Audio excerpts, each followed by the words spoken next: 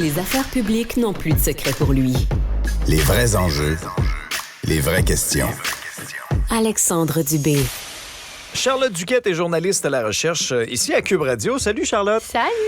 Alors, c'est une habitude que plusieurs aiment faire, c'est-à-dire sortir un peu de la maison, notamment pour aller étudier et aller dans un café. Mais il y a des choses à savoir, un peu comment se comporter pour justement ne pas être une espèce de parasite qui reste dans le café, là, qui occupe une place sans consommer. Hein? Justement, fais-tu partie de ceux qui aiment passer une journée entière dans un café pour travailler, lire, voire étudier lorsque tu es à l'université? Ouais, mais je dois t'avouer que comme je travaille 12 heures par jour, le peu de temps qui me reste, je le passe plus chez moi que dans un café. Mais ça peut changer le mal de place. C'est vrai que c'est agréable. Là. Oui, c'est ça. En tant qu'étudiante, personnellement, des fois, ça fait du bien, okay. D'aller ailleurs, changer d'air pour étudier. Mais des fois, si vous êtes comme moi, un peu anxieux, vous avez peur de déranger. Puis là, vous vous posez des questions. Est-ce que j'ai le droit? Est-ce qu'ils vont m'avertir? Est-ce que je dois acheter quelque chose à chaque heure? Combien de café? C'est ça. Et justement, si on hésite, c'est bien de poser des questions au personnel parce que c'est vrai qu'il y a certains cafés qui sont moins enthousiastes à l'idée qu'un client s'installe toute la journée. Et également, c'est le bon moment de déterminer si l'endroit est bon pour nous. Est-ce qu'il y a des prises électriques? Est-ce qu'il y a assez de tables? Est-ce que l'offre alimentaire est intéressante si je dois passer toute la journée ici? Et une fois que vous avez déterminé que, l'endroit me plaît, tout est bon, je suis installée, il y a justement, comme tu disais, plusieurs choses qui sont intéressantes à savoir pour le restant de la journée. Notre collègue du journal Le 24 heures, Geneviève Abraham, a justement rencontré des propriétaires de cafés pour tout savoir. Donc d'abord, oui, c'est important de commander plusieurs boissons durant la journée. C'est une question de bonne volonté. Vous profitez du Wi-Fi, de l'air climatisé, des toilettes. Vous devez, en quelque sorte, rendre l'appareil. Et là, on vous demande pas de vous ruiner, là, d'acheter 8 cafés. Une consommation aux 3 heures ou une fois le matin, une fois l'après-midi, normalement. Un ratio acceptable. C'est amplement suffisant, exactement. Également, ne pas apporter sa nourriture ou ses boissons autres que l'eau, évidemment. Y a-t-il des gens qui font ça pour vrai? Oui, je te le dis, il y a des gens qui font ça pour vrai. Il y a justement l'un des copropriétaires des cafés Oui mais non et du café La Graine Brûlée, M. JP Loignon, qui a remarqué qu'il y a de plus en plus de personnes qui apportent de la nourriture depuis la pandémie. Ça, j'en reviens pas. Oui, je te le dis, il fait cocasse. Il y a même déjà des clients qui ont demandé à un employé de réchauffer leur repas dans le micro-ondes. Ben là, ça, faut être innocent puis pas à peu près. Ça a l'air que ça arrive pour vrai. Hey. Après ça, pas prendre trop de place. Même si le café est vide à votre arrivée, soyez raisonnable. Encore une fois, c'est une question de rentabilité pour les propriétaires. T'amènes pas ton classeur, ton imprimante. C'est ça. S'asseoir seul à une table de 4, c'est pas suggéré. Plutôt opter pour une table individuelle ou voire de 2 personnes ou même des fois à une place sur un comptoir si le café vous offre ce choix-là. Après ça, question de respect des autres et de cacophonie.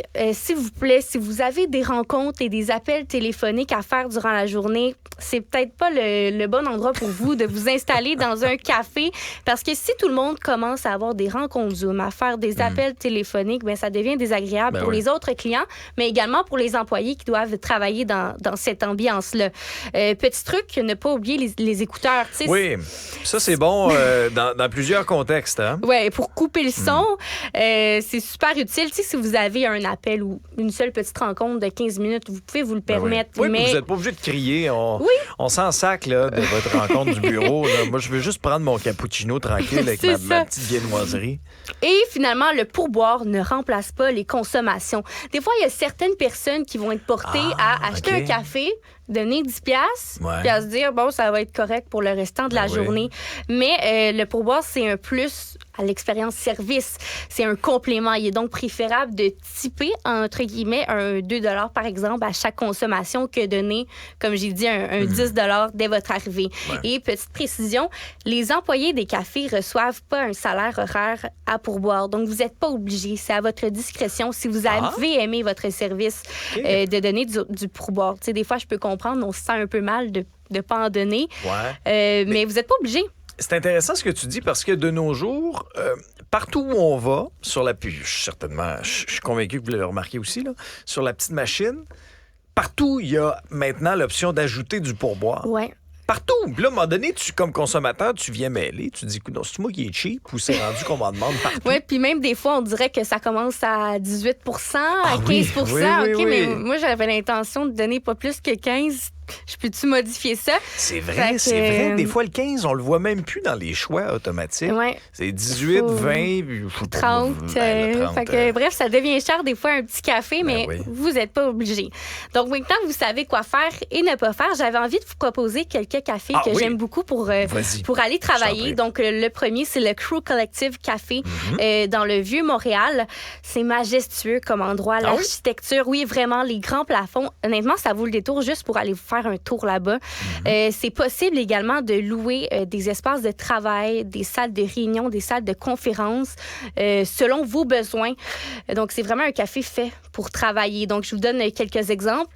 C'est possible de louer un espace de travail semi-privé. Donc, c'est des genres de banquettes avec des murs... Des petits murs. Ouais. Donc, ça peut accueillir jusqu'à 4 personnes et c'est c'est bien 15 ça. de l'heure, voire 80 par jour.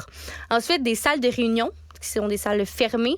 6 à 8 personnes pour 45 de l'heure ou 350 par jour. Des salles de conférence qui sont fermées et privées parce que les salles de réunion sont vitrées. 12 personnes pour 125 de l'heure ou 850 par jour. Et finalement, si vous êtes un gros groupe, vous voulez travailler en gang, vous Oui. êtes 24 personnes, bien, il y a l'aile ouest qui est un grand espace ouvert de coworking. C'est un aile au complet pour 350 de l'heure ou 2500 par jour. Là, Quand même, 2500, dit de Ça même, mais fait on une fait le rencontre saut. qui coûte cher. Mais si on divise ça par 24 personnes, ça devient relativement rentable. Il y a également d'autres offres. Si vous êtes intéressé, Oui. vous pouvez toujours aller faire un tour sur leur site web. Et le deuxième café que j'ai à vous présenter est le Café SAT, donc le café de la Société des arts technologiques à Montréal. Un grand espace vaste. Il y a beaucoup de places assises, de la lumière naturelle. Des fois, on est devant l'écran toute la journée. Ça fait du bien de se tourner la tête Ça, c'est vrai. et d'avoir un peu de soleil. Le menu est super intéressant. Café, thé glacé maison, kombucha. Même en après-midi, si vous avez envie de vous gâter, bien, des bières de microbrasserie et du vin nature sont Oui. également Bon, disponibles. ça, il faut que ce soit en fin Et- d'après-midi. Parce que Ouais, sinon- vers 4 heures, là, à la fin de la journée.